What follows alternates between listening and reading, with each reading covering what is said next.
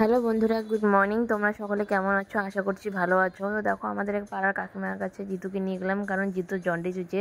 তো ওই কাকিমা হচ্ছে জন্ডিস ঝাড়াতে পারে, এই জন্য ওকে ঝাড়াতে নিয়ে গেছিলাম ওখানে। আজকে সোমবার ছিল, তো তোমার দাদাভাইকে বললাম কিছু বেলপাতা পাইরে দিতে। তো ওখান থেকে তোমার দাদাভাই কিছু বেলপাতা আমাকে পাইরে দিল। তারপরে বাড়ি চলে আসলাম। বাড়ি চলে এসে আমি আটাটাকে মাখছিলাম, কারণ রুটি বানাইতে হবে।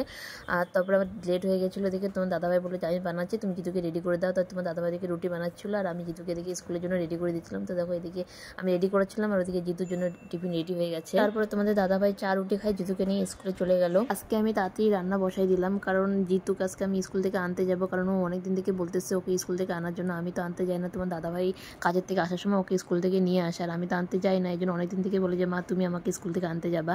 তো ভাবলাম আজকে তো তোমার দাদাভাই বাড়িতেই আসে, আজকে তোমার দাদাভাই ছুটি আছে, তো আমি যাই স্কুল থেকে নিয়ে আসি যায়। তো তারপরে তাড়াতাড়ি করে রান্নাটা করে স্নান পূজা টুজা শেষ করে দিয়ে আমি এখন তাকে রেডি হয়ে গেছি জিতুকে স্কুল থেকে আনার জন্য। তো আমি স্কুলে চলে গেলাম। তো স্কুলে দেখো জিতু আমাকে দেখে তো খুব খুশি। তারপরে ও দেখো স্কুল থেকে বের হয়ে খেলতে শুরু করে দিচ্ছে। স্কুল থেকে বের হয়ে জিতু বললো ও দাদু বাড়িতে যাবে, তাই ভাবলাম যে যাই, কারণ অনেকদিন থেকে দাদু বাড়িতে যাওয়া হয় না। ওর দিদাও ফোন করছিল, ওকে দেখতে চাইছিল, এর জন্য নিয়ে গেলাম। তো ওখানে কিছুক্ষণ থাকার পর আবার বাড়ি চলে আসলাম। বাড়িতে এসে খাওয়া দাওয়া করতেছি। তো আজকে ভিডিওটা এই পর্যন্ত।